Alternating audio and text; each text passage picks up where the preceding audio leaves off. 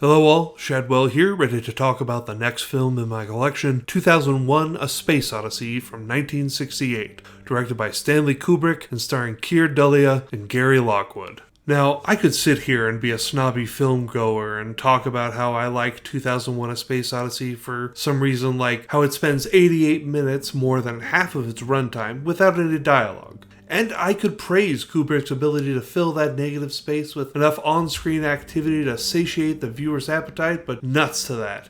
I don't believe in that one bit, and I'm not going to sit here and lie to you about my true feelings about this film. For better or worse, I think 2001: A Space Odyssey is boring. And all the comments in the world are not going to convince me otherwise. I've seen 2001: A Space Odyssey on multiple occasions, and I've yet to stay awake through the whole thing. And this time I even tried my caffeinated best and still fell asleep for around 20 minutes of the nearly 2.5-hour runtime. The weird thing is the two mini-naps didn't occur during the dialogue-less sequences as one would assume, but instead took place during most likely integral dialogue scenes. I felt it was important to record my honest thoughts, so I didn't rewind when I woke up and instead suffered through the rest of the damn thing. However, for all the crap I talk about disliking this tedious bullshit film, it can't be denied that it paved the way for modern sci-fi films and had a lot of really cool film trickery being used behind the scenes. But when the story of how the sausage is made is more interesting than the sausage itself, well, that just doesn't sound appetizing now, does it? And that is how I feel about this film. 149 minutes of bleh.